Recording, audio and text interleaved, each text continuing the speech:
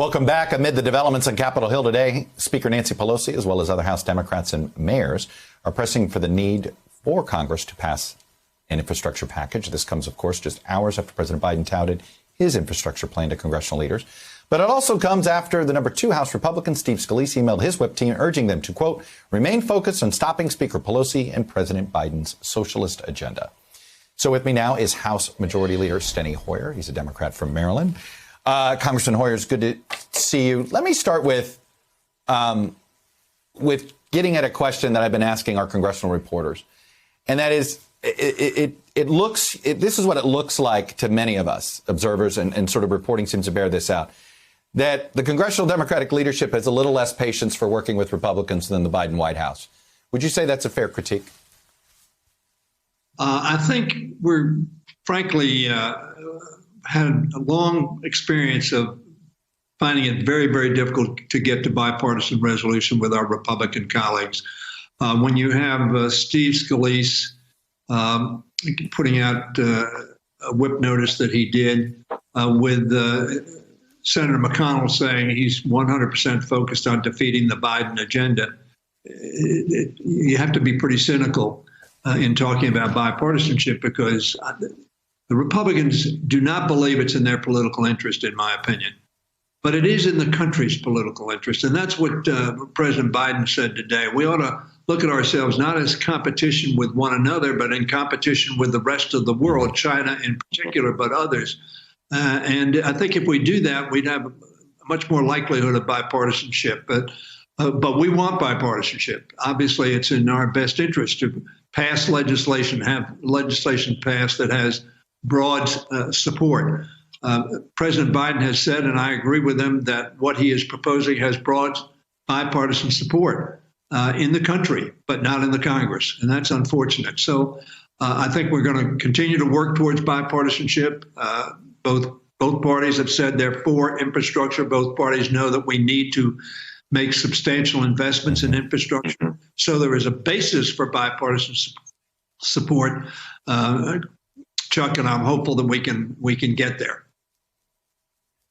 I'm curious, there was an incident earlier this week between a member of the Democratic Conference, Madeline Dean, and a member of the Republican side, Buddy Carter. There was a piece of legislation that they both at one time were both co-sponsors of, and she didn't want him to be a co-sponsor due to him not voting to certify the election. And the thing is, I've heard this from many members on the Democratic side who are like, I cannot bring myself to work with a Republican who tried to undermine the Constitution and what happened on January 6th. How do you do a bipartisan deal then? I say this because the House Republicans certainly have made a decision, and Senate Republicans have made a decision, and yet there's a desire for a bipartisan outcome. Can it be done if there's this fundamental lack of I get the feeling if one side can't accept working with another side because they think they're seditionists?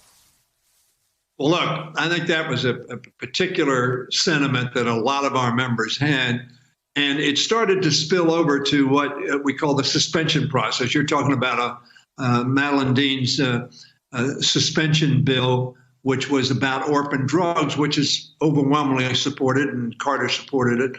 Right. He had last Congress been a principal sponsor. Madeline Dean said to him, you're welcome to be a co-sponsor of the legislation. Wasn't she wanted him to be cut out of sponsorship. She just didn't want him to be the principal sponsor along with himself. It's her bill. And I think they blew that way out of proportion. Very frankly, there was sentiment that we blow up, in effect, the one bipartisan process that we have, and that's suspension bills, which can pass with 2/3 vote because both sides are for them. I've worked very hard to try to maintain that bipartisanship on suspension bills. I hope I can do that. We've had some success. Last night, we didn't have success on that particular bill, but hopefully we'll overcome that. And the answer to your question, let me ask you about, Chuck, the answer to the question is take two to tango. If one side wants to have bipartisanship and the other doesn't, and the other, in my view, is the problem we have is I believe the Republicans And sometimes the Democrats have thought that as well. If they believe that the success of the other side is to their detriment, as opposed to being to the country's credit, then it's a tough time to get to bipartisanship. And, McConnell has said again with the Biden administration, the same thing he said in the Obama administration. He was asked in Obama's first term, what's your principal objective? And his principal objective was not to make the country better, get more jobs, make sure people had access to health care, clean up the environment. It was to make sure that Obama didn't have a second term. If that's your objective, bipartisanship really is not a part of that plan. I'm curious. You've been around this town a long time. Mitch McConnell did something we rarely see him do after he made that comment, though. He walked it back. And the next day said, I'm just working to have a more moderate Biden presidency. What do you make of the walk back? I understand the comment you made, and I understand the political hay you want to make out of it. But unlike what happened 10 years ago, he walked this one back. Why do you think he did? Well, perhaps he did it because it got bad reaction, not among his base. Their base is anywhere from 35 to 40%, but they need much more than that to win, either in the House or in the Senate. And I think that may be for political reasons that he walked it back, because it didn't play well with the average American that they need to get and that we need to get to win elections. And I think it was right. I'm glad that he walked it back. I hope he not only walked it back rhetorically, I hope he walked it back in his heart and soul and really felt that that's what he wants to do. Final question here between the debate that's going to happen inside the party between sort of the centrists and the progressives. Is the progressive wing of House Democrats prepared to accept the fact that the package is as big as Kyrsten Sinema and Joe Manchin are willing to accept? Do progressives get that? I think all of us would like to see, first of all, the filibuster eliminated. We ought to be able to pass things by majority vote. But your point is, if you don't have Joe Manchin or Kyrsten Sinema, you're not going to have a majority. And that is correct. I think what you've seen, Chuck, is a very unified Democratic Party over the last quarter and the last Congress. We passed things in 30 major votes. We lost 29 Democrats. In all of those 30, 15 of which were on one bill. That was interesting. That was the waiver for Secretary Austin because he hadn't been out of active service for 5 years. We lost 15 Democrats on that. Otherwise, we lost 14 Democrats on 29 bills, a half a vote, a half a Democrat a bill. So we've been very unified, the progressives, the moderates, the more conservatives, the problem solvers.